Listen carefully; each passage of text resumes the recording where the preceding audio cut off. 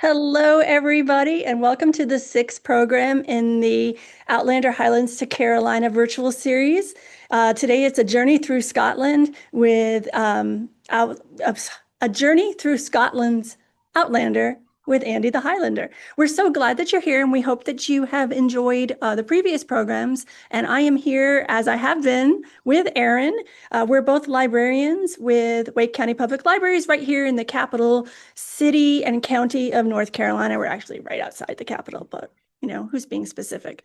Today, we're going to head into the Highlands, live from Scotland. We're going to venture into the rugged beauty of the Scottish Highlands.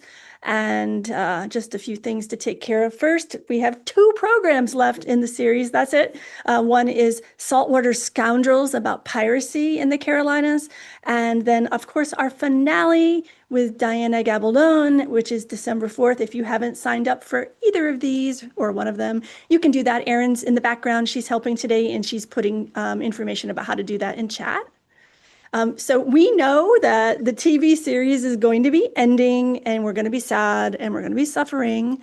So we are happy to tell you that in the late spring, we're planning to virtually host the Doctor of Outlander, Alex Dold. She's known for her academic research into historical fiction and viewing Outlander through the lens of history. So we'll have more information on that, obviously closer to the date. It's going to be in late spring. Erin will also put in the chat, and I will send in the post-program email a way that you can sign up. So if you want to be alerted to this, then you will be.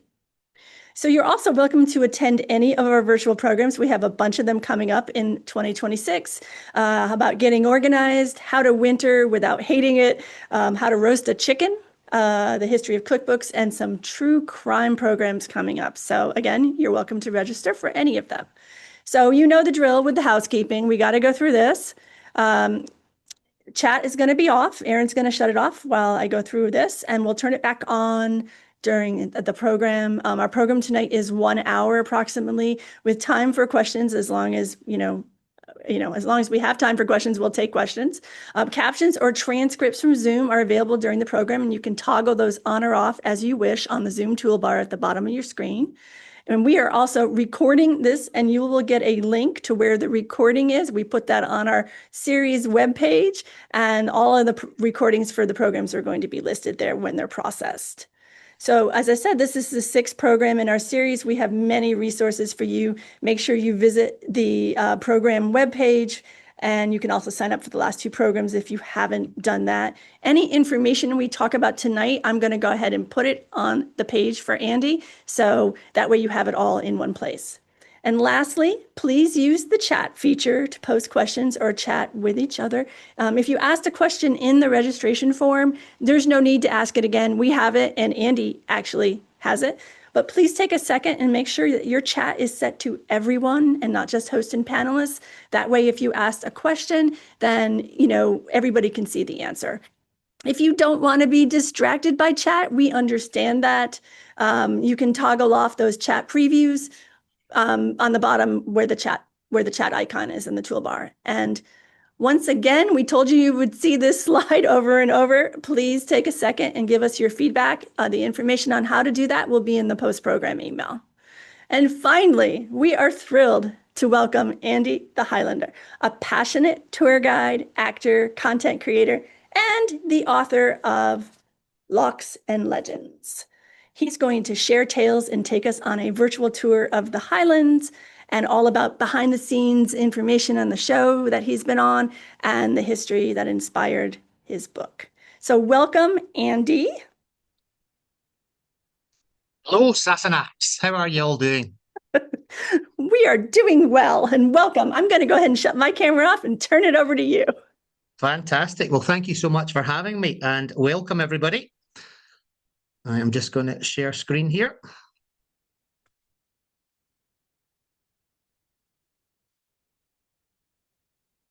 Just give me a wee sec here.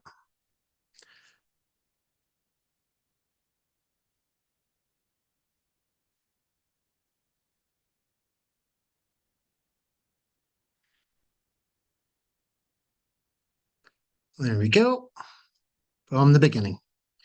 So yes, welcome everybody. I am Andy the Highlander. For those of you who have not heard of me before, I'm going to tell you a wee bit about my journey and how I became Andy the Highlander. So I was an electrician for Hey, over excuse me, 25. Yep, Andy, we're not yep. seeing your screen. Right, hold on a wee sec. I'll just try that again.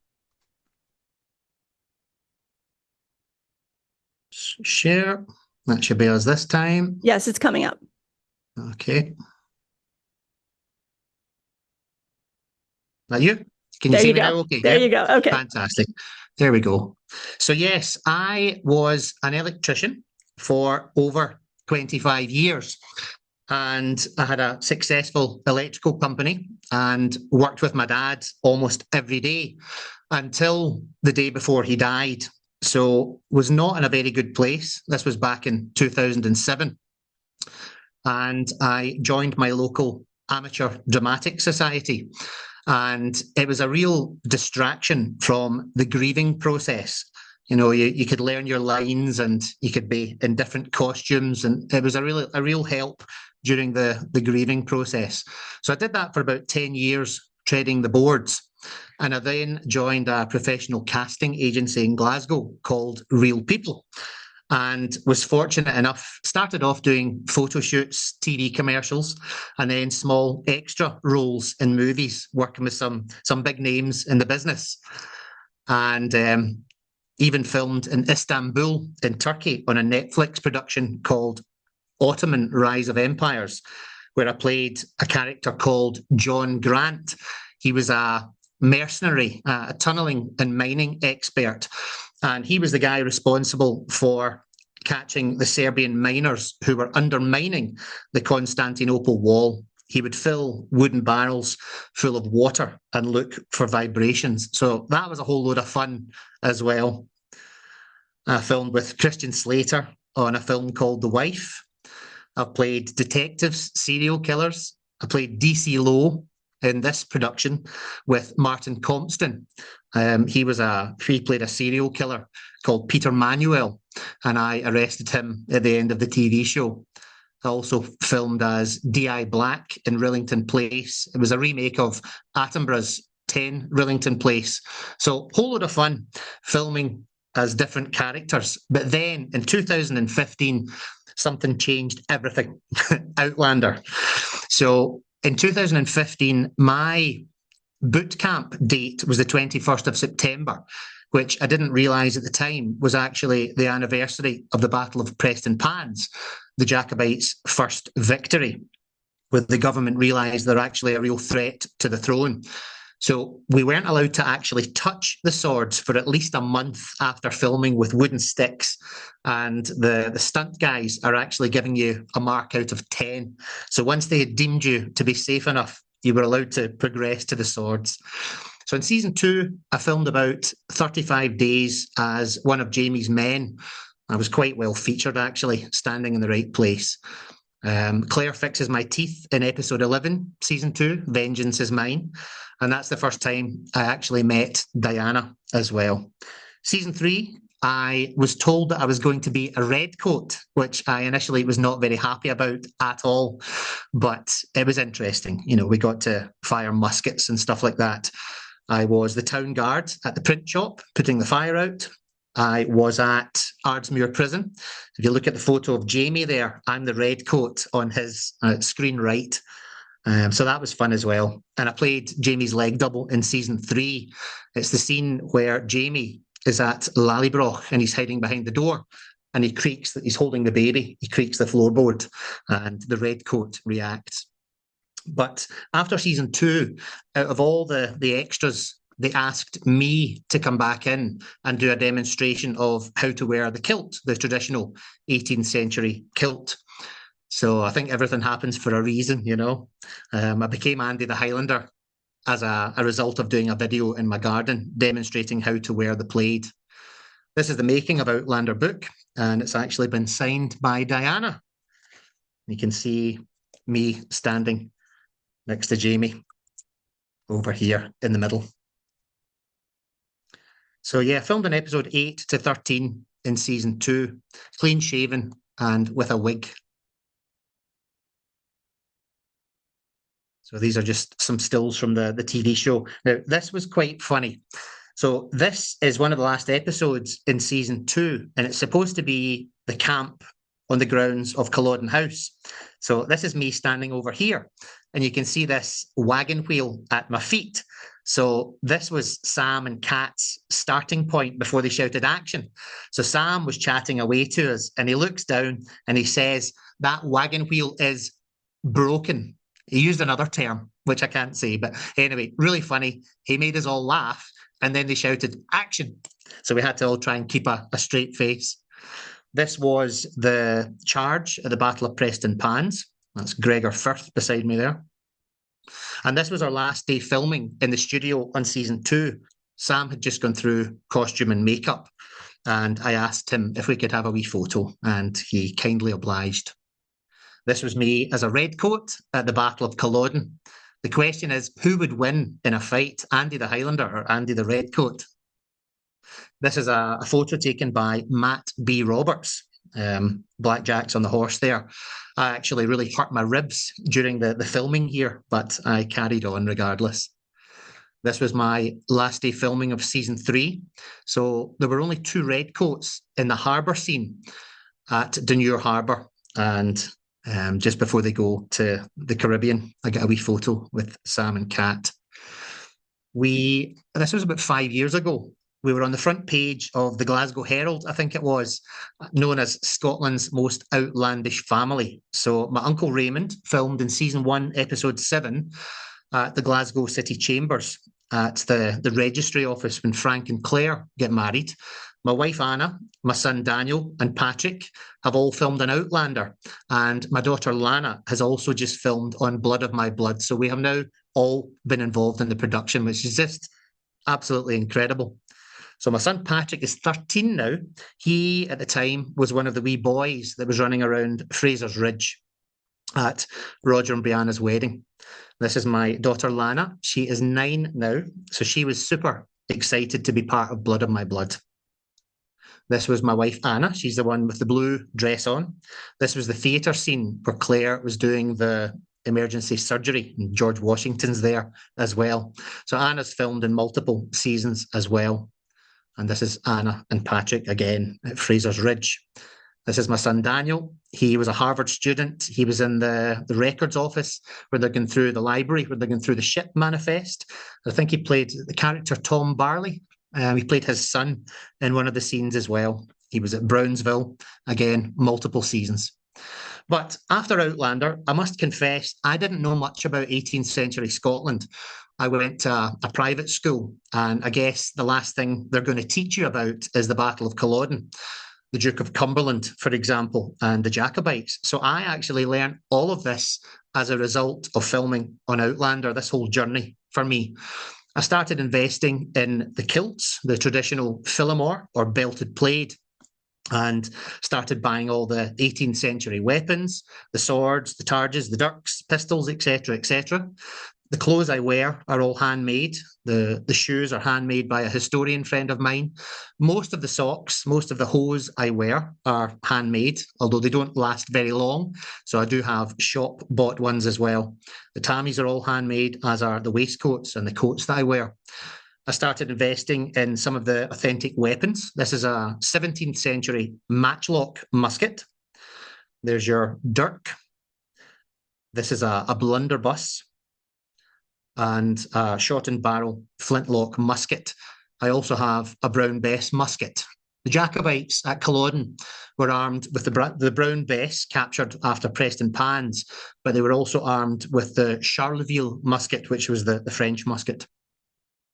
And this is actually a 19th century targe that I acquired, so it's got some date to it. This is a Potsdam Prussian pistol. I've got 2 of these, absolutely beautiful. And this is an early 18th century basket hilt broadsword made by Armour Class in Glasgow. So after all of this adventure on season 2, I started meeting fans from the show who came to Scotland, and I would get them dressed up in the kilt and do some sword fighting with them. Then set up Highlander tours and pretty quickly became one of the busiest tour guides in the country. So here we are, Highlander Tours virtual tour. I'm going to take you on some of the locations that we visit. So our first one is Abercorn Church. This is a season 4, episode 7 location down the rabbit hole. So it dates back to the 12th century, and there was a massive rebuild in the 19th century in 1893. And some of the graves date back to the mid-17th century. The oldest one is 1662. There's a date on the apex of the church of 1618. So this is before widespread literacy. So on some of the older graves, you'll see symbols for the profession rather than writing. You'll see an anvil for a blacksmith, a sextant for a mariner, and there's actually a gravestone in Abercorn. Those of you who have been on tour with me might remember it's called the Baker's Stone or the Baxter's Stone, and it's documented to be the only gravestone in Scotland to have a rolling pin. So really cool. So this is actually only like 2 minutes drive from Midhope Castle from Lallybroch. On the grounds, on the right-hand side, when you go through the gate, you will see this small museum. So on the left-hand side, you have a cross shaft, which dates back to the 7th century. In the middle, you've got two stones, which date back to the 12th century. And then on the right-hand side, again from the 12th century, you have these two Viking hogback stones. This would have been where the chieftain was buried. This looks like the hull of a Viking ship.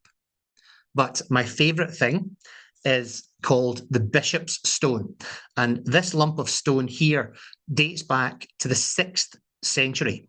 So to give you an idea how old this is, St. Columba came from his sanctuary in Iona in about 580 AD and settled at Glen Urquhart. And it's said that he converted the Pictish chieftain Emchath to Christianity. So on this stone here, you have a little bird, you've got a fish, you've got a stag, maybe an owl, you've got a snake, but you've got this person kneeling down receiving communion.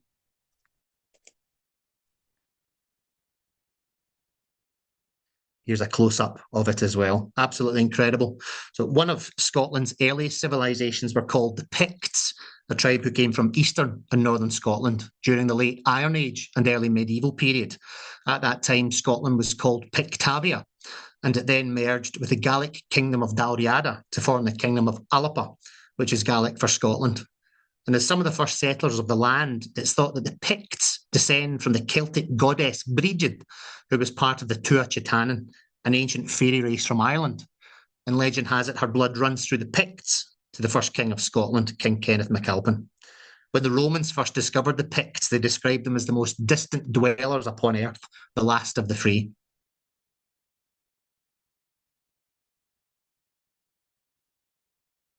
So as you enter the graveyard, there's a lovely gravestone. The one on the right-hand side, it has the Latin inscription, Memento Mori, remember death, remember that you must die.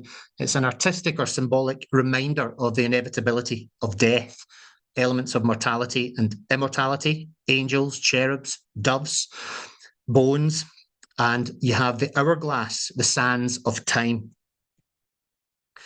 Now, I mentioned this graveyard in my book, Lochs and Legends. It's one of the first stories. And I mentioned this particular gravestone. I think it's really beautiful. It says, "All ye that comes my grave to see, as ye read on this, do think on me. Repent in time, do not delay. I in my youth was called away." I think it's absolutely beautiful. But right next to that, we have Brianna visiting Frank's grave. So this is supposed to be a Boston cemetery. So when Outlander filmed here, they added this fake mound of earth and the headstone over here.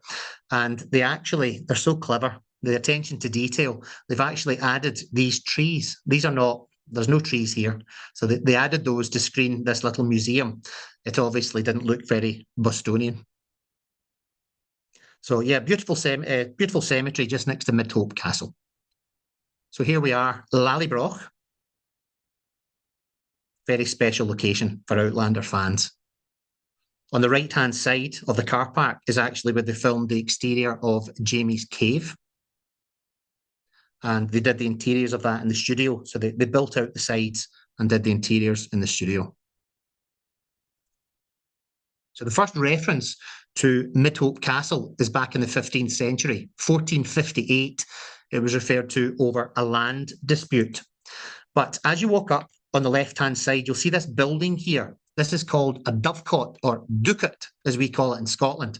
This one dates back to the 17th century. The curved stone halfway up the building is referred to as a rat ring. This was to stop the rats climbing up the walls and getting to the precious eggs inside. So it was used for meat, fertilizer, and eggs.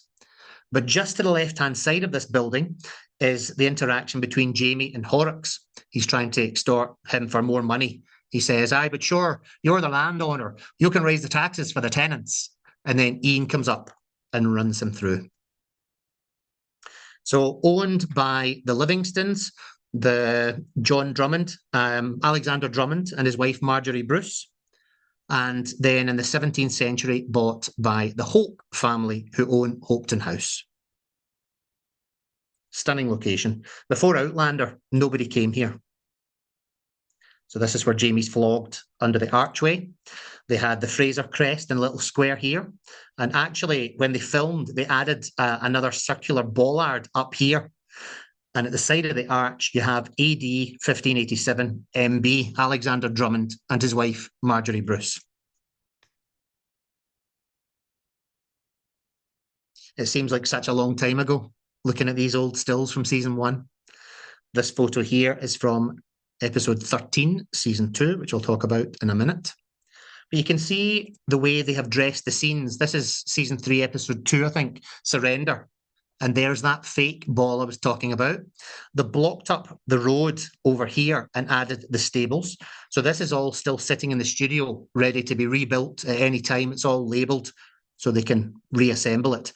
You've got these little gas fire baskets. They hide this little gas pipe under the ground, under the soil. And they have little animal pens built. They have vegetation in front of the building and round the side of the stairs to make it look a bit more habitable. And this is where Jamie hands himself into the redcoats and Jenny says, I'll never forgive you for this, brother. So when we visit Midhope Castle, we like to do some sword fighting there.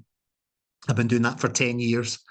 This one here, again, you can see the extent of the CGI. They've taken the roof off the place completely. It looks completely derelict. Claire comes back to Lallybroch. She drives in. She sees Jamie under the arch. Come and let us live, my dear. Let us love and never fear. Then let amorous kisses dwell. On our lips begin and tell. 1,000 and 100 score. 100 and 1,000 more. And a wee dram of whiskey as well. I've converted quite a few people into whiskey drinkers. So when people come on tour, I like to get them dressed up as well, and some of them bring their own outfits with them. This one here is a shot from the back of Midhope Castle. This is, again, is the CGI. These hills are not here. And the production added the thatched roofs onto these outbuildings to make them look a bit more habitable. I bring redcoat outfits for my clients and rubber muskets and swords and axes. We have so much fun. Another location not far is Hopetoun House. So this is referred to as Scotland's most beautiful stately home, built for the Hope family, dating back to 1699, originally by William Bruce and then William Adam. And when he died, taken over by John and Robert Adam, some of the finest architects of the day. But Hopetoun House has been used for so many different things in Outlander. As you approach, as you come up the main road, you park down here, and then you can walk through the trees to the house. So the front of the property is used as Ellesmere. The back of it is the front of the Duke of Sandringham's house. This is where the duel was with the MacDonalds. This is where Geneva is dropped in the puddle. Really funny scene. This is where Jamie teaches Willie to horse ride. So yeah, it's been used for so many different scenes. You've got the street where Mary and Claire are attacked in France, and you've got the brothel here as well. And it was also used for World War II scenes during the Blitz in London, which my wife Anna filmed in. Downstairs, you've got the lovely red drawing room, Duke of Sandringham's red drawing room. And upstairs, you've got the bedroom where Mary was taken after her attack, and also Mary's bedroom in her uncle's house, the west wainscot bedchamber and the white satin bedchamber.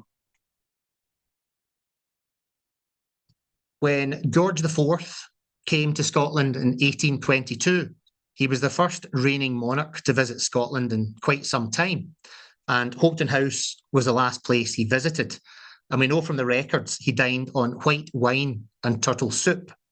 But it was actually because of George IV that tartan became popular as well. Sir Walter Scott persuades him to wear full tartan regalia on his royal visit. And if it was good enough for the king, it was good enough for everybody else. So clan tartan is actually a 19th century invention. This is Jamie coming up to the front of Ellesmere. So there's a lovely walk you can do around the grounds here as well. Sometimes you need to move the trees out of the way to get past. And this is the little grass area where Jamie teaches Willie to horse ride. The back of the property, lovely big pond. Sometimes they've got a fountain shooting right up in the air. Absolutely beautiful. And here's the duel with the McDonald's. Tell your wife it wasn't my fault. Simon Callow, such a great actor. Next to where they filmed that scene, if you go into the woods a little bit, this is where the family bury all of their dogs. The oldest grave belonged to tourists back in 1897. And there's another one of Hurley, who died on the banks of the River Spey at the age of only 15 weeks old, stung by a bee. So it's a lovely little area.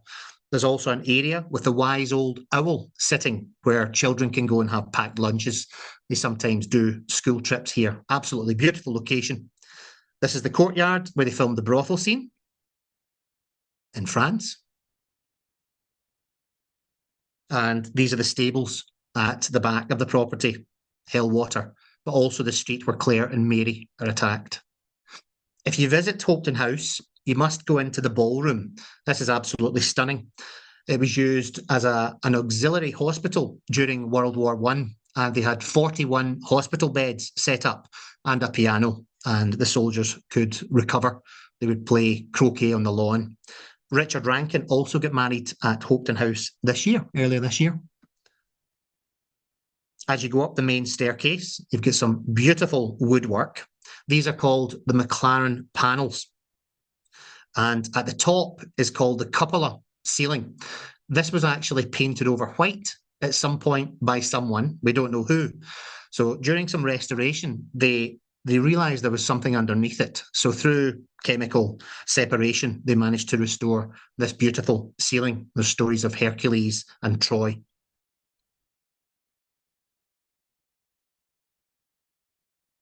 So yeah, this is the bedroom. This was Mary's uncle's bedroom. And there's a stunning library on the property as well. The oldest book dates back to the 16th century. And they had this full-size snooker table with a piano in the room. So if anybody can play the piano, you're more than welcome to have a wee shot. But on the paperwork on the table, it actually tells you a story of when the family went on the royal tour to India. They didn't want their horses getting scared of the elephants. So they actually took them down to London Zoo beforehand to get them used to the elephants. And then downstairs, you've got these absolutely stunning rooms. This is the Duke of Sandringham's lovely big room, which I was lucky enough to attend when Diana Gabaldon came to Scotland and received the Thistle Award. This is the dining room, which used to be a bedroom. It was converted. It's actually set up for a dessert service. This is an oyster dish. And the room is actually formed around this chap here, John the Fourth Earl. So you see this thing he's got here. That's the central ceiling rose, and the curtains are bright red as well, based on his uniform. I'm pointing to something at the wall here as well. So this is actually where the footmen would lean against the wall. So you can actually see where their coattails damaged the wallpaper. Going through, you have the dumb waiter going down to the butler's pantry. But you've also got this thing here. This is one of the original soda stream machines. And I was told from a member of staff a number of years ago that somebody from SodaStream asked if they could buy it, and the family said, nope, absolutely not. You get the different bells here. So if you were a servant and worked here long enough, you'd be able to differentiate between the different sounds. If you are fit and able, I highly recommend that you go up to the top of the building. Stunning views over the Firth of Forth and the bridges in the distance and the fountain at the rear. Yeah, this was the evening that Diana spent talking about the Thistle Award and about the books. Lucky enough to get a ticket for it.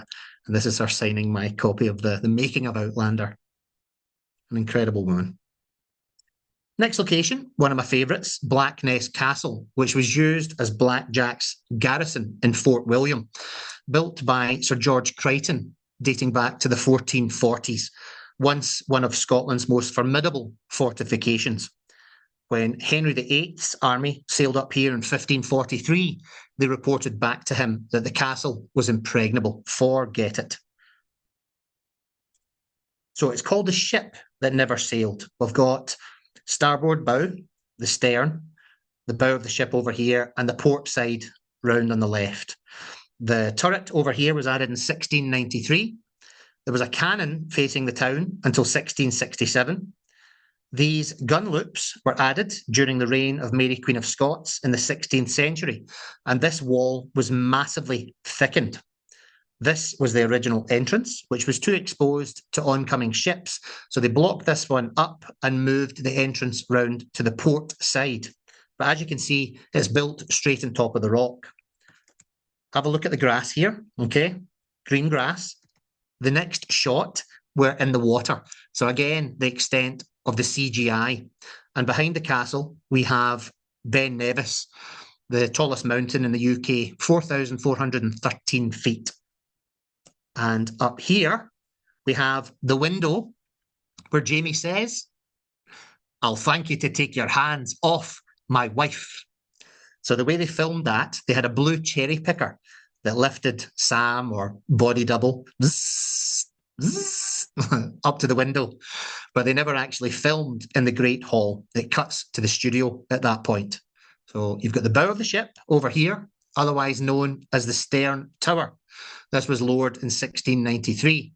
You would have cannons facing every direction, including into the courtyard in case it was breached. There's actually a funny story. When Outlander filmed here, it was a night shoot, and they had floating lights above the castle to simulate the moonlight. The people across the water from the town of Rosyth reported UFO sightings above the castle. So it was used as recently as World War I. It was used as a munitions depot where they would unload 1,400-pound shells. And the thing that I find quite amusing, if you look at the history of the castle, we are now the main use of the castle. In the 1990s, a woman wrote a book as a practice, and then 2014, the TV show came, and visitor numbers have soared throughout Scotland, which we'll talk about later, the Outlander effect, all thanks to Diana. So as you walk in to the new entrance, this is actually called a caponnier. It's the French word for a chicken coop. It's a defensive structure within a fortification. And when you go in, there's these murder holes on the right-hand side where they could shoot you in the back. When they rescue Claire, there's a redcoat standing in front of them, and they ask where the English woman is, and they then knock the guy out and run up the stairs. But Roger also opens the gate here for Brianna in episode 13, season 2, Fort William. The Gaelic name for it is An Garisden Du, built to defend against the savage clans and the roving barbarians. This place reminds me of dropping an ice cream cone off the ramparts of Fort Ticonderoga. And then, yeah, Jamie runs up the stairs here. But going in, you see this foundation on the left-hand side. This is the remains of the guard room. We have this drawbridge over here, which was the last of its type to be built in the UK, dating back to 1878. The pier was added in the 1880s. This place has been hammered by the elements since the 15th century and still standing. That's the window up there that Jamie climbs through. And this is where Jamie is flogged and also where Brian dies. And Brianna says in this episode, "This place gives me the chills." And Roger says, "Quite rightly so. Many a Highlander were flogged here, including her father." So they never had to change too much. Well, they never had to change too much in the scene. They added some wooden shutters to the windows. They had to remove the metal panels up here and added this molded rail to make it look period correct. They added some fire baskets, and that's about it. You know, they really didn't have to add too much. Up the top of these stairs is a middle status prison and a latrine. This prison was actually excavated in 1924, and they found the manacles with the prisoners' wrist bones still attached. Their captors wanted them to suffer, and suffer they did. They filmed other stuff here. They filmed Mary Queen of Scots with Saoirse Ronan. They filmed Hamlet with Mel Gibson, Outlaw King as well, and Outlander. And they've actually just filmed as well, I think, for Blood of My Blood. So it'll be really fantastic to see it again. So this here is the central mast of the ship, or the central tower. This was used for prisoners who had fallen out of favour with the king. They were educated and they could read and write. The most famous was a Cardinal Beaton. He forged a document claiming to be regent to the newborn Mary Queen of Scots. So he was imprisoned here before returning back to St Andrews. Next to the central tower, we have the freshwater well down here. The water was often contaminated, so it was through the process of making beer. They called it small ale or small beer. So it was enough, a low percentage alcohol, enough to kill off the germs. So this is the Great Hall here. As I said earlier, there was a cannon facing the town until 1667. There is a piece of stone in the fireplace which came off in a storm in 1449. It's not a gravestone. And the window that Jamie comes through is just to the left. And then it cuts to the studio where they can control the lighting, etc., etc. So lovely big grassy area in front of the castle. Sometimes my friend Graham, who works there, plays the bagpipes for us. And there's also plenty of room to get people dressed up in the kilts if it's not too windy. So that's what we do on tour. We get people dressed up in the traditional 18th century kilts. Just next to the castle, if you are going for lunch, you've got the lobster pot. Absolutely fantastic fresh fish, lobster, seafood. Right, where are we going? So yeah, next to the castle, I just thought I would add these. You've got 5 bridges altogether. The first one here is the Forth Road Bridge. Well, this one here, the railway bridge. This was started in 1882, opened in 1890, 2,467 metres long. The design of this was actually changed as a result of the Tay railway disaster. The engineer was called Thomas Botch. There was a terrible disaster. It collapsed. Everybody died. So they changed the design on this one. The middle bridge is the Forth Road Bridge, completed in 1964. And at the time was the largest suspension bridge in the world outside of the US, 2,512 metres long. Then we have the Queen's Ferry Crossing. This was opened on the 30th of August, 2017 by our late Queen Elizabeth. It's the largest of the 5 bridges, 2,700 metres long. The height of it is equivalent to 48 London double-decker buses stacked on top of each other. There's about the same weight as 200 Boeing 747 aeroplanes, the amount of steel. There's about 22,000 miles of cabling. So if you stretched it all together, tied it all together, it would almost stretch around the entire planet, being just over 23,000 miles. It took them 10 million man-hours to complete. So all very different engineering, very beautiful bridges.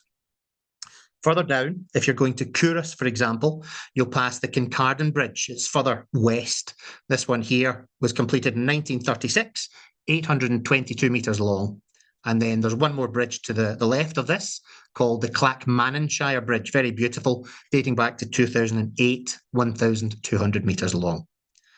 Our next stop, we're going to head to Doon Castle, Castle Leach. But depending on which way you go, you might pass the David Stirling Memorial. So this is a very interesting character. During World War II, David Stirling, who came from a wealthy family near Bridge of Allan, an aristocratic family, they would go grouse shooting. And he was watching the beaters scare the birds before they took off. So he was thinking, let's hit the Germans before they actually take off. So he sets up the SAS in 1941, the Special Air Service, whose motto was, "Who dares wins." He was known as the Phantom Major. He was captured pretty early on and imprisoned in an Italian prisoner of war camp, and then later to Colditz. But it was the guy who took over, Sir Paddy Mayne, Irish guy, who carried out a lot of the operations. Very interesting story. And if you get a chance, watch Rogue Heroes. Very interesting. And there's another connection with him. His Lord Lovat, the 11th Lord Lovat, I think was his great, great, great, great, 4 times great grandfather, the old fox. And that's where we get laughing your head off from. He was the last person to be beheaded for treason after Culloden and was taken down to England. And just before he had his head chopped off, a balcony with approximately 20 people collapses in front of him. So he finds it very amusing. Chop, laughing your head off. And then Doune Castle. So the current castle dates back to about the 15th century, although there was one here before this that was probably destroyed during the Scottish Wars of Independence. So I've added some photos here for you all. This is actually from season 1 of Blood of My Blood. So the great hall scenes that we filmed at Leach were all done in the studio. And you might notice somebody sitting down there. There's Andy the Highlander. So it looks absolutely incredible. This is all in the studio. Absolutely beautiful. I'm also in the boar hunt with Murta. So again, this was down next to the river at the back of Doune Castle. And this was a really hard day's work, folks. It was really tough, but somebody had to do it. This was a featured part I had in the brothel scene. I think it was episode 3 of Blood of My Blood. So when Henry, I think it's Henry and Ned Gowan, walk into the brothel, I am the one sitting here, and we choreographed our own scene here. I'm pretending to be really drunk and opening the purse of coins. This girl here starts feeding me champagne, and then this girl here steals the purse of coins. It was absolutely genius. And Jamie, the director, said that he was going to use it for the establishing shot of the brothel scene, and he did. Here's a wee photo, how I looked with the wig and my beard this time. This was the first time I was allowed to have my beard in Outlander. There you go, Brothel John. So here we are, episode 1, season 1 of Outlander. This is my daughter, Lana. So the castle itself, current castle dates back to the 15th century, built by the Duke of Albany, Robert Stewart, son of Robert II. And he was known as Scotland's uncrowned king. He ruled Scotland for about a 20-year period. He was Regent of Scotland from 1388 until he died and lived a very long life. Born in 1340, died in 1420. So episode 1 here, we have Claire and Frank. Again, with this CGI, the place looks absolutely ruined. And then you had Jamie as well in the same episode with this village built outside. It looked absolutely incredible. Just watch out for the rats, folks. Lots of rats in the castle. Lol. They filmed quite a few different films here. 1974, they filmed Monty Python and the Holy Grail. And I actually attended the 50th anniversary with my family earlier this year, and they screened it in the Great Hall. And you can actually either buy coconuts in the gift shop or you can borrow them and go outside. Hilarious. It was a pilot episode for Game of Thrones before they went to Ireland and Croatia. And of course, Outlander.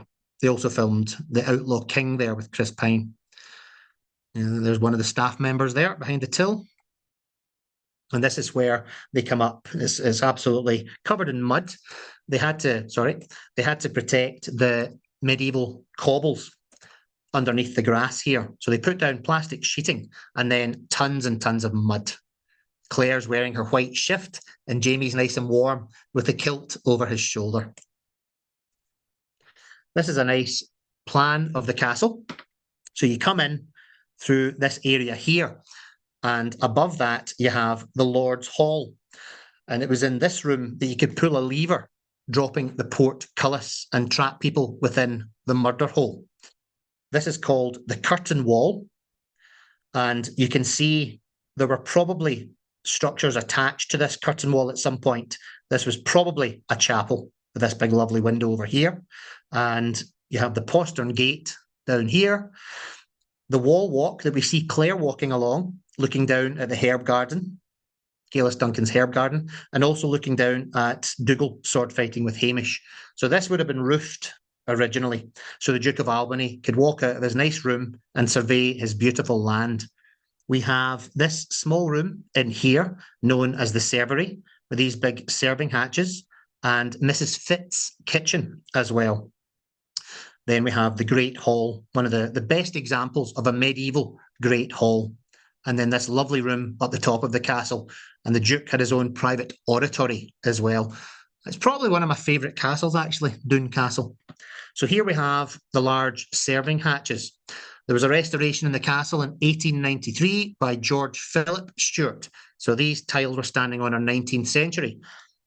You can get an audiobook when you visit the castle, and you'll hear Sam Heughan narrating number 17, 18, and 19. So the part in the kitchen, Sam tells you that they never actually filmed Mrs. Fitt's scenes in there. They recreated all of it in the studio. They took a sample of the stone from one of the outbuildings and recreated it so that they could have the fake animal blood and the vegetables and everything. It looked incredible. The fireplace here, this massive fireplace, this would not have been one large fire.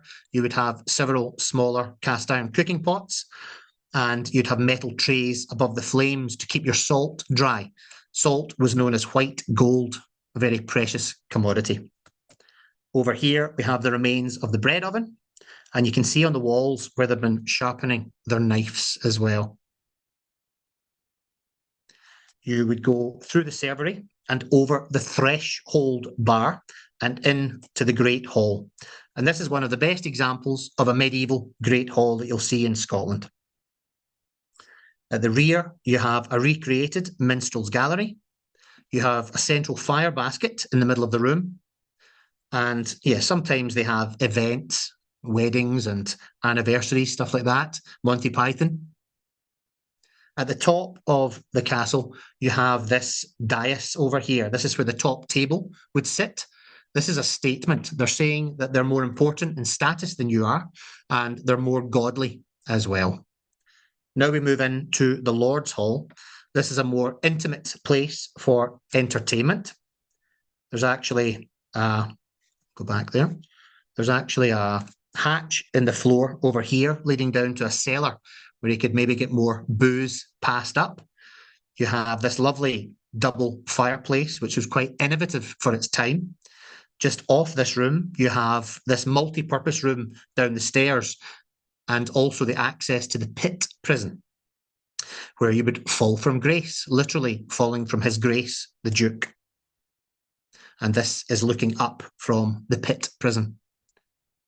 The furniture here was carved from the gallows trees, which came down in a storm in 1878. And here we have, this is after the Union of the Crowns. So when Elizabeth dies with no heir, James VI of Scotland then becomes first of England. So previously we had two unicorns. We changed one of them to a lion to represent the English court. In the middle, it's French and says, "Honi soit qui mal y pense," shame upon those who think evil of it. You've got the Irish shamrock, the English rose, and the Scottish thistle. This is just a small bedroom. They call this the Duke's chamber. And then the very room at the top, massive big room, lovely fireplace, access to the wall walk. So it's one of my favourite locations. If you go down to the left of the castle, you come to the Ardagh Burn, and this is where Jamie is skipping stones and Leary comes down. Another thing that Doune is well known for, back in the 17th century, there was a man called Thomas Caddell, blacksmith and gunsmith. And he made these absolutely stunning all-steel flintlock pistols. He takes on an apprentice, a guy called Campbell, a guy called Christie. But it was apparently during the American Revolutionary War that a shot was fired from one of these, the shot that was heard around the world. Just a story. I don't know if it's true or not. Maybe by John Pitcairn. Leave the comments, folks. And this is the river at the back of the castle. It's called the River Teith, Teith. Absolutely beautiful. Not far from the castle, we have Deanston Distillery, a nice place to stop for a dram or some nice lunch in the coffee bothy. But it's also Uncle Jared's warehouse in France, another Outlander location. And you can actually do tours of the warehouse. And it's a lovely whiskey as well. Right, now one of my favourite locations, Curas. So Curas dates back to dates back to the 6th century, founded by Saint Serf and birthplace of Saint Mungo, who's patron saint of Glasgow. But this building here is called Curas Palace. The building in front of us dates back to 1611, and the original one to the left dates back to 1597, built by George Bruce. He was a wealthy merchant and engineer, and also the man responsible for the world's first underwater coal mine. So I'm going to read you a little story from the book here, folks. In this town, there were over 30 men and women tried for witchcraft. They would take them to the townhouse, take them up to the witches' prison, and then chain them to the rocks. If they floated, they were witches. If they drowned, they were innocent. So either way, they were condemned. So I'll just read a small snippet of the chapter in Curas here. I travel all over Scotland to countless ancient sites, castles, cemeteries, burial chambers, and prisons. And Curas is the one place where I still get goosebumps every single time. At first, it was simply an uncomfortable feeling. I'd tell myself that I was just spooked by all the witch stories. But then, one day, I saw something I've never been able to make sense of. To set the stage, let's rewind about 10 years. A mum and dad were in Curas Palace and heard their wee girl speaking to someone in the strong room. In the days before banks, strong rooms were safe places to keep valuables inside a business. Who are you talking to, sweetie? The girl's mother asked. I'm talking to the man, mummy. Confused, her parents asked, what man? The man with the funny collar, she replied.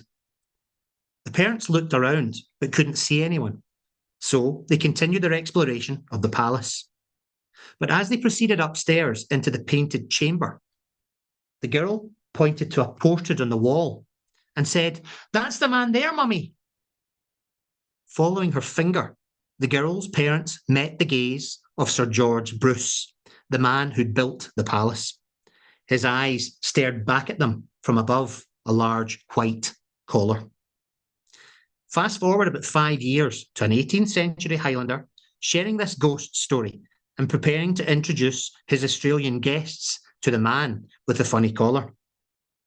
It was the day before Halloween, and the palace was due to close the following day. Bay leaves were stuck to the palace walls to warn witches away. And in the corner of one of the rooms, a mannequin doll with a white hat and linen gown sat upright on a chair. The very second I walked into the room and said, That's George Bruce there. All the bay leaves fell onto the floor, and the wee hat flew across the room, landing in the opposite corner. There were no open windows or doors and no breeze.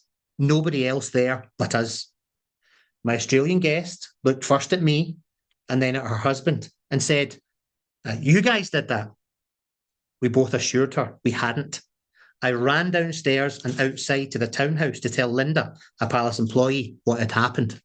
Don't worry, she said with an affectionate twinkle in her eye. That's just them saying goodbye for the season. From a paranormal perspective, Curas stands out to me more than any other place in Scotland. Every time I visit and retell the stories to guests, the hairs on the back of my neck stand up.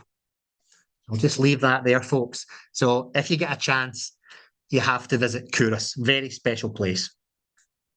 Anyway, talking a wee bit more about the building, the tiles here are actually Dutch pan tiles. These were used for ballast for the ships coming from the Netherlands to keep them nice and low and balanced in the water. They weren't needed for the return journeys, so they could actually sell them and roof the houses along the east coast of Scotland. The yellow colour of the building, which is similar to the Great Hall at Stirling Castle, is known as white King's Gold. It was an ochre ferrous oxide colour to show your importance. And on a sunny day, it really glows. My first introduction to this little town was episode 11, season 2, Vengeance is Mine. We had just had our lunch and the director says, "You, come here." So Claire is doing some rudimentary dentistry, fixing my teeth. And it was quite funny. If you remember the episode, there was a little boy watching the woman getting her tooth pulled. Kat actually dropped the fake tooth in the woman's mouth. And the woman was like, "Kat, you okay?" And the wee boy was like, terrified, genuinely terrified. And it's the first time I met Diana Gabaldon as well. I gave her some caramel shortbread from my sporran.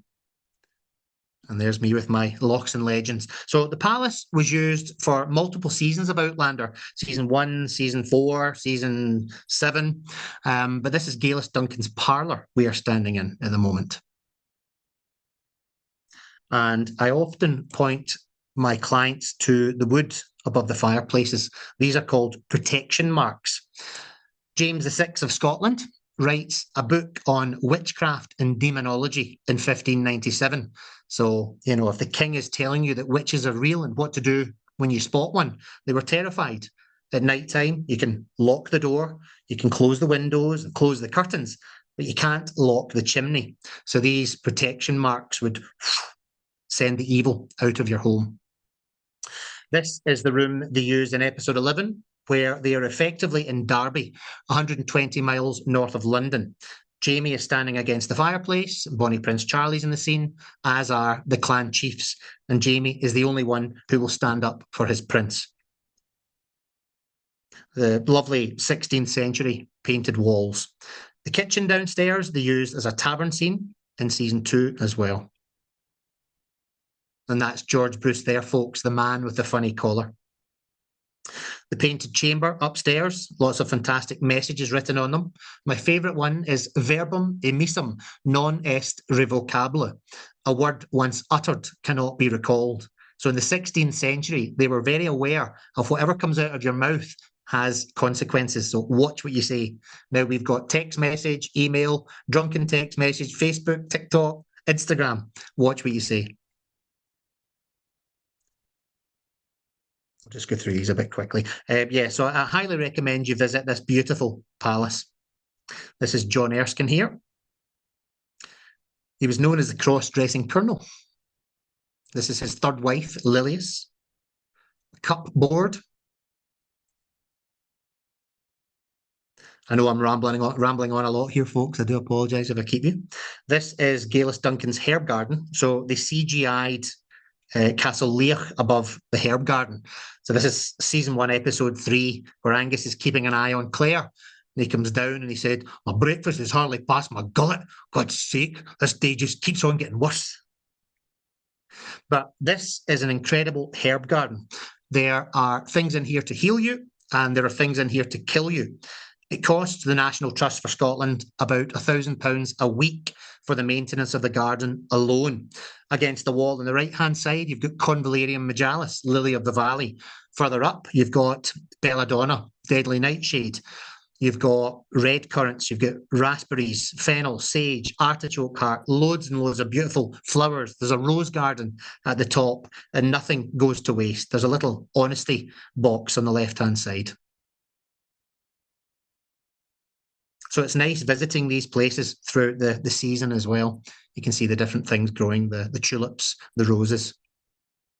Beautiful. And the Jacobite rose, the secret symbol for the Jacobites, is actually the first rose to come out. Further on, we have the study, which dates back to 1610. So this is at the Mercat Cross and actually used for Geillis Duncan's house. The oldest house in the town dates back to 1577, which is just in this area as well. And this is where the little boy gets his ear nailed to the pillory. This one here, again, just to the right-hand side of the Mercat Cross, is season 4, episode 7. This is Leary's house, and they have CGI'd the hills in the background. Season 1, episode 3, Claire pretends to faint, knocks the fire basket over. Jamie frees his ear. Mr. McTavish, your hands, I imagine they're quite strong. Then they go up to the Black Kirk, known locally as the West Kirk. This is the townhouse, dates back to 1626. The clock and the bell tower added in 1783. The left-hand side was the tax office. On the right-hand side was the courtroom, which was used by the local council until 1975. But up here are the witches' prison. My friend Linda, who works in the palace, they actually did an investigation in there a few years ago and found a child's shoe. Coins, shoes, different artifacts were sometimes put into the fabric of the building to protect them. During this investigation, the shoe was moved, and one of the people started sensing fire. I'm sensing fire. Something like 3 days later, the children's school bus broke down right in front of the townhouse and burst into flames. I've got a photo of it in my phone, and I've got a photo of the shoe. So it makes you think. If you're visiting Couros, a lot of you will have been on tour with me. You must visit the Red Lion. And I mention it in the book. It dates back to the 16th century. It was a merchant's tavern. And they do the best steak pie in Scotland, in my opinion. So the recipe for the steak pie is in the book, as is the sticky toffee pudding. This is the West Kirk, or the Black Kirk in Outlander, where Jamie and Claire are flirting for the first time, episode 3. I'm an educated man, if I may be so bold. Maybe not as educated as you, but had a tutor, a good one. He taught me Latin and Greek and such, but I am a Highlander, born and bred. Maybe you defy the devil by pissing on the stones or eat some wood garlic. Jamie, this isn't wood garlic. This is Convalarium majalis, lily of the valley. The monks who built this place, were they from Germany, perchance? Germany, Prussia, I mean. So yeah, lovely wee episode up there. There's a lovely 19th century mausoleum on the grounds as well. I'm going to do a few more, folks. I know I'm talking a bit much here.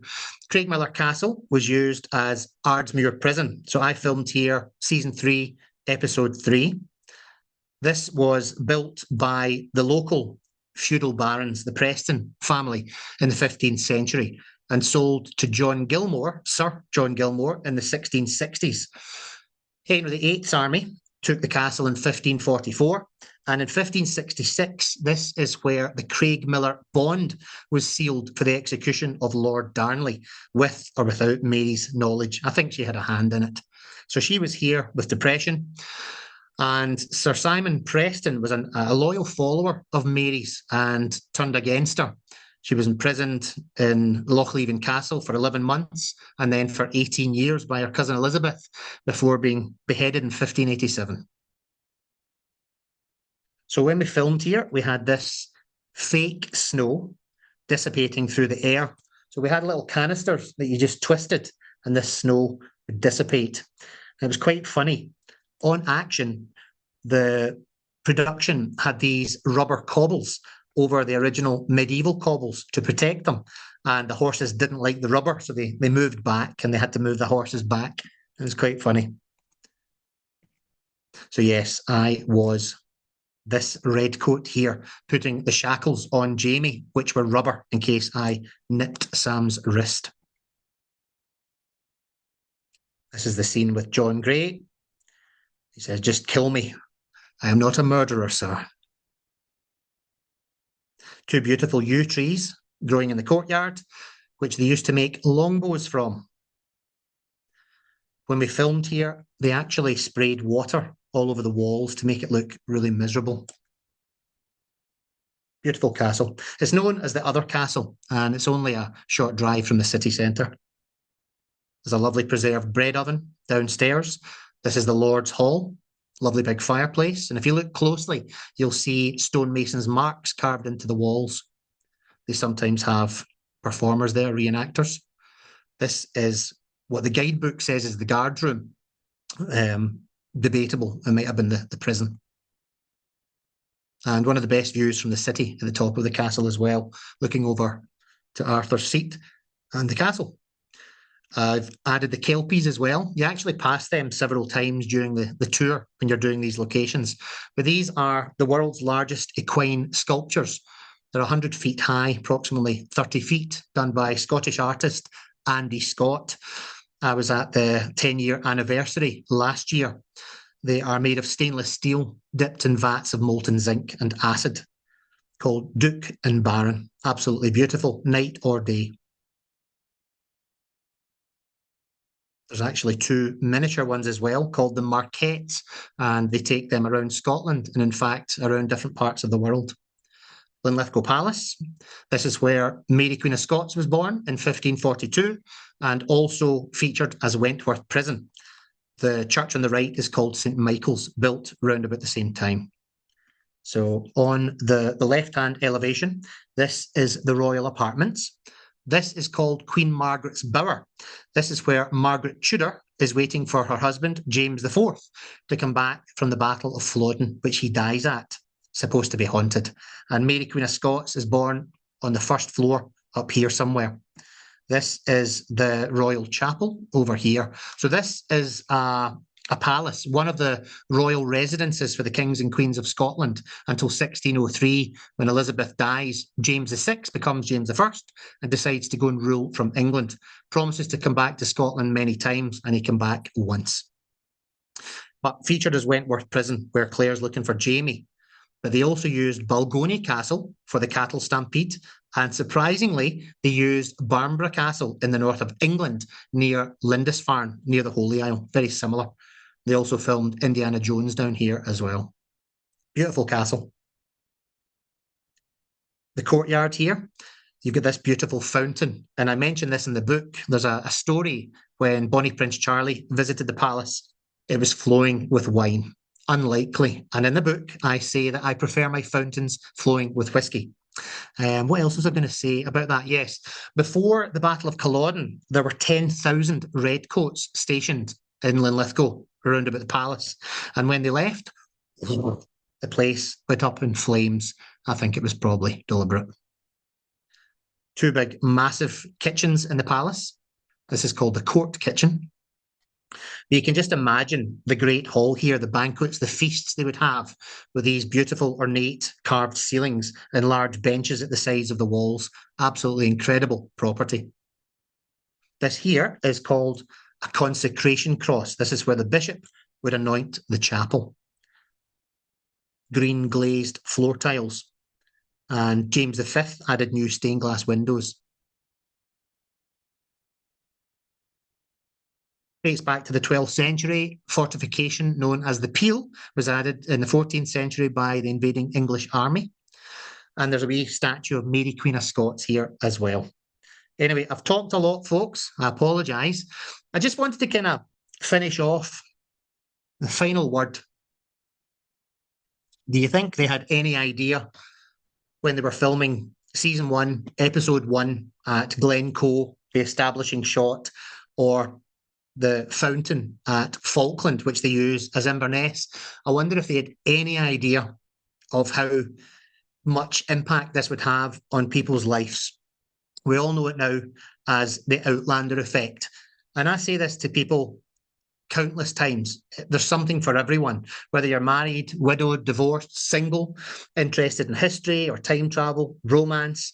There's something for everyone. You know, you've got the Bonnie Prince Charlie stuff, all the Scottish stuff, and then going over to America, the whole Revolutionary War, George Washington. I knew nothing about any of this. So I just think it's given us so much. I hear from countless people that it's changed their lives, it's saved their lives, including my own. After the death of my father, I was broken and I basically reinvented myself. I've talked to so many of my clients who have perhaps lost their husband 20 years ago. They haven't left their house, they haven't left their couch. And all of a sudden, their grandson or whatever it is sets up Facebook for them. They start chatting to like-minded folks online. They end up meeting up at Outlander conventions. And then before they know it, they're here in Scotland. climbing a mountain with me or doing Sam's My Peak challenge. So thanks to Diana Gabaldon, she has incredibly changed lives and boosted the Scottish economy. So thank you, Diana. And I'm going to stop sharing now and stop talking, I think. There we go. I'm kind of speechless. I just kind of need to get my head together a little bit. This was amazing. Are you okay with answering some questions? Absolutely. I have got some in front of me here. Okay. I there's Right. some that came in Yeah, while you were speaking that I sure. think would be kind of fun. Yeah, go The for it. first thing is, what clan plaid do you wear? Do you have your own tartan? So I am currently getting my own Andy the Highlander tartan made and my own Macalinden tartan. So watch this space in the process of getting them made now, actually. But I have got somewhere in the region of 30, maybe 40 kilts altogether, including mini kilts as well for the kids. I go to the Cub Scouts and the schools as well sometimes and get the kids dressed up, and I have kids on tour as well. So I switch between the Outlander tartan. I'm wearing this one here. You can't really see it at the moment. This one here is called the weathered patriot. So this is a non-clan tartan. I like the Isle of Skye tartan, and I've got so many other tartans in my wardrobes. So I like to mix it up. So there was a question, and I've wondered this too. Why are sometimes when you see the kilts, there's a longer piece in the back, and other times there isn't? So this kilt I'm wearing just now is a modern kilt, which is pre-pleated, and you've got some buckles on it. So you just wrap it around and attach the buckles. But pretty much every morning or every evening before my tour, I have 5 yards of material. So I have to move my table out of the way. I've just got enough room in here. And you have to basically pleat the kilt yourself. It's one large piece of material.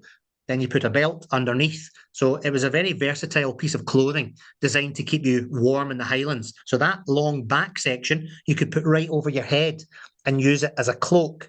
You'll have seen Dougal in Outlander. He likes to wear his, you take the back right over the left shoulder and then the back left, and you use a penannular brooch or you tie it in place. So you wouldn't want to fight with the plaid, as it's called, trailing down on the ground. You would trip up. So you would either have it over your shoulder, but this is your prized possession. So in fact, often the Highlanders would drop it. They would have a long shirt on covering their bits, and they would just drop the plaid and fight with their shirts on, actually. Okay, so I'm going to ask you this, but I don't want you to get in trouble. So let's just say theoretically, right? Yeah. Was there an item you were able to keep or take away when you've done the filming? No, unfortunately, no. I've got a couple of wee things. I was actually the red coat who nails the Dunbonnet wanted poster onto the door. So I've got that, and I've got my call sheets and stuff like that as well. Nice little keepsakes.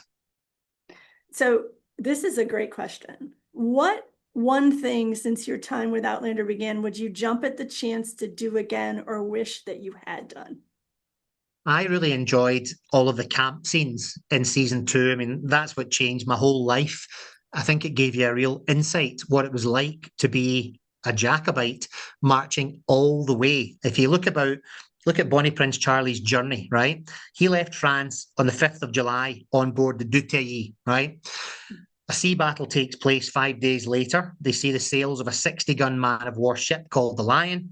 The Elizabeth's badly damaged, has to limp back to France. But Bonnie Prince Charlie arrives on the 23rd of July on Eriskay. Then, from there, heads to the mainland, Loch Nanoom. 19th of August, they raise the standard. This was the start of the campaign in the Highlands of Scotland, where there are no roads. From there, they march to Edinburgh, down the Royal Mile on the 17th of September. 4 days later, first victory at Preston Pans. But then they march all the way down to Derby. They had London in their sights and then turned back. So that's a lot of steps they got in. Yeah, for sure. Hey, Aaron, you've had a better eye on chat, I think, than I have for some parts of this. Is there any question that you think really stands out that we should ask? Oh, goodness. Okay. You're going to make me come on. I'll come on. No, you don't, but you don't Hey have there. to come on, but It's okay. Oh, sorry. And look, I was looking at Andy's book while he was doing Nice. the presentation. So I'm going to put it back behind me so that you guys can see it. hey, Lovely. while Aaron's doing that, Andy, somebody asked about well, I'm asked about it in Spanish. I know there's an Audible version in Spanish, Yes. but is the book available in other languages? Not yet, to my knowledge. It's on audiobook in English, but so far it's not been translated. Gotcha. And Heidi, I was trying to grab a lot of the kudos, which I did for you. So did you ask what Andy's favorite scotch or whiskey was? No, Because I we hadn't had gotten several around to people that. curious. That's a good Okay. question. I've actually got Yes. that written down, and I mentioned this in the book. So it really depends what mood I'm in. My son Daniel prefers the smoky, peaty whiskies like the Lafroig, the Bunnahabhain, places like Islay and Skye. I prefer a Speyside whiskey, more of an Oloroso sherry cask with the vanilla, caramelly, chocolatey, citrusy notes, super smooth. Have you had Sassenach whiskey? Have you tried it? I've had plenty of Sassenach whiskey. I'm And actually what do you think? it's super smooth. So Sassenach is a blended whiskey, and again I mentioned this in the book. There's a certain amount of snobbery involved with whiskey, and I'm guilty of it in the past as well. I used to say I don't drink a blended whiskey. I only drink a single malt. But there's incredible things that you can do with a blended whiskey. So how that works, you would have potentially 5 or 6 bottles of whiskey on the table. You've got some from the Speyside, some from the Highland, and some from the islands. If you want a smoky whiskey, you would maybe add 3 parts smoke and then maybe a little bit Speyside, If you want to go the other way, maybe just a tiny bit of smoke or no smoke. So you can create the perfect blend. So I did some content for Johnny Walker recently highlighting this to make it accessible for everyone. You can have a highball, an old fashioned. You can have it with a mixer, not a single malt though. You can have it with a mixer. You can have it with Coke, have it the way you want it. So this is kind of I don't know what kind of question this is, but what was the principal cast like? Are they as nice or as funny as they seem when you see them in interviews? They were I'm just all curious. No, they were, and I'm not just saying this at all. I filmed about 35 days on season 2 and then 30 days on season 3. We were all in this together. Kat and Sam, Rupert, Angus, everyone. Murta, we were all in the fields in the rain, the snow, the ice, sub-zero temperatures. And yes, there were people that couldn't hack it. They left after one day. They said, this is not for me.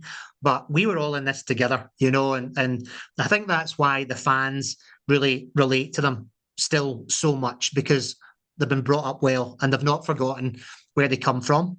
And I think they're all very grateful of this journey that they're on as well. It's completely, utterly changed their lives as well.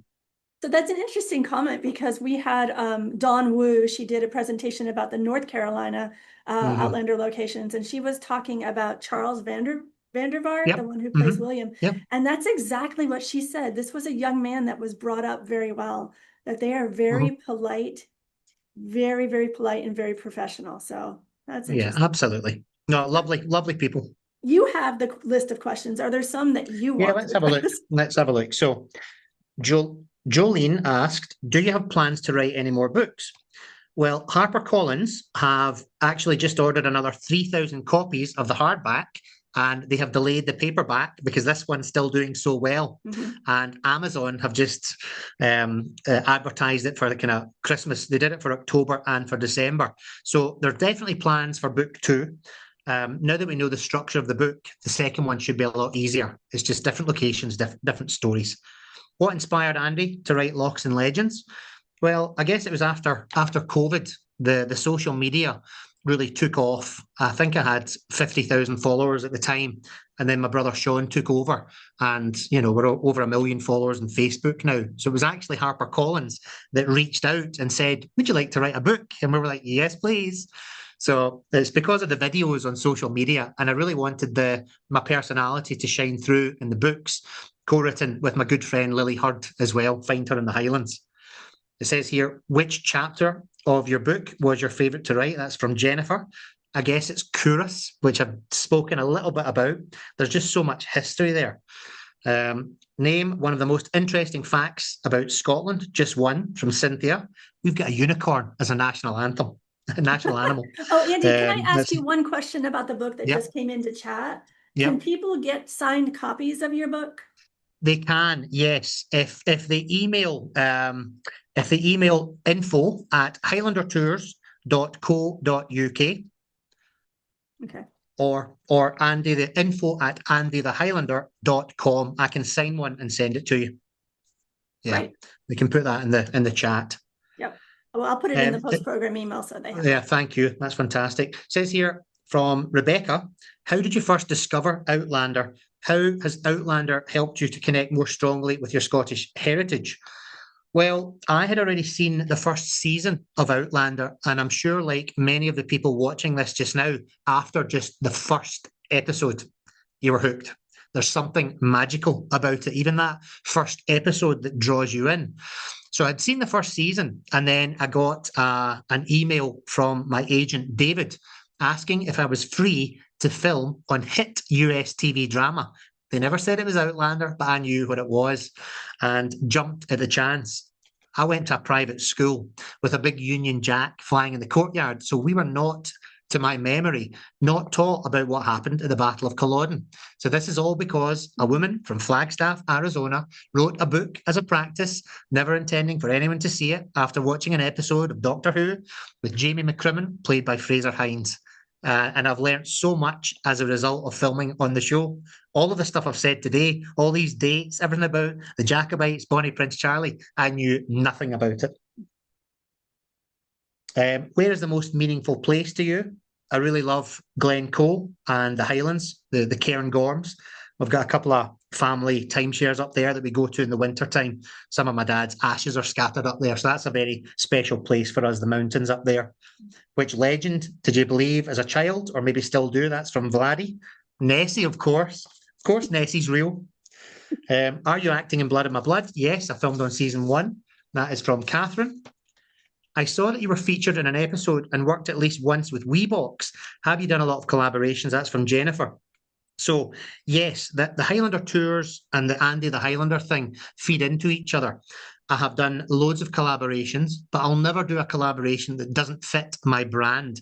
I had a vape company reach out and ask if I wanted to do a collaboration with a vape company. That, for me, that doesn't work. So it's going to be kilts, whiskey glasses, anything Scottish, absolutely. And Amy from Weebox is absolutely fantastic. I know that some of you subscribe to that. You get a little piece of Scotland. Let's see. Which part of your Outlander tours bring the most incredible reactions from your participants? Well, I think Scotland itself, it's obviously one of the main characters of the show, but I like to do sword fighting and get them dressed up in kilts on the tours as well. So we have a lot of fun. I like to create memories for people, not just taking people to a location. And I've become friends with so many people from all over the world. Let's see. Shelley asks, are you concerned that DG related, I think that's Outlander related tourism, is negatively impacting Scotland? Is there anything we can do to minimise that? Yes, it's a double-edged sword. You've got places that are too busy, like the Isle of Skye in peak season. So I'm trying to divert people maybe away from the Isle of Skye, maybe just go in the wintertime in the off season and take them to some of the other islands like Mull, Arran, Iona, the Outer Hebrides. I'm just back from a multi-day tour to Harris and Lewis. So you can actually island hop with the ferries. Calmac is a fantastic ferry company. Yeah, just try and go to the places that aren't as big, Let's see, I'll answer a couple more here. Somebody's asking, Donna is asking, planning to visit in May 2026. Any advice on lodging, must-see locations, modes of transport? What I would say is, I offer multi-day tours to people, but I don't book the accommodations. I leave that to the clients. Everybody's got different budgets. And even if it is a 5-star accommodation, you might still have issues. So I would just tell the clients where to book, which area. But one thing I'll say is very, very important. Everybody pay attention to this. Always check TripAdvisor reviews for the companies you're picking. There are some scams out there. Make sure, even if you've been with them in the past, make sure you check TripAdvisor for any current reviews. I've had a few horror stories with people being left at the side of the road, and I would just hate that to happen to anyone. Breaks my heart. Now, let's see, one more question here. What's your favourite Scotch? We've done that one. Besides the typical locations that Outlander fans visit, is there any personal suggestions? Well, Scotland's one of the biggest characters of the show. Go down. Sam's obviously set up his new distillery down in the southwest of Scotland. There's loads to see down there. So instead of just going straight to the Highlands, head down to the borders first and try that. Go down to Glasgow as well and down to Arran on the west coast. So I would think I do a lot of travel programs with the library, and I think you are probably the perfect tour guide, Andy.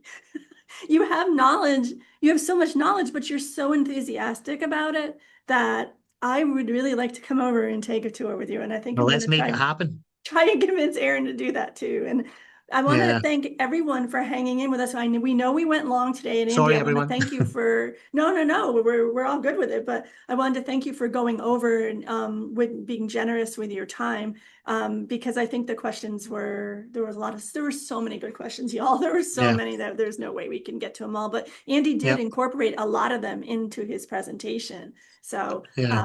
I want to thank you all for attending this and coming along on this journey with us so far with 2 programs left. Andy, I want to thank you so much for your passion and your knowledge about Scotland. And this was for sure a highlight for me. So My pleasure.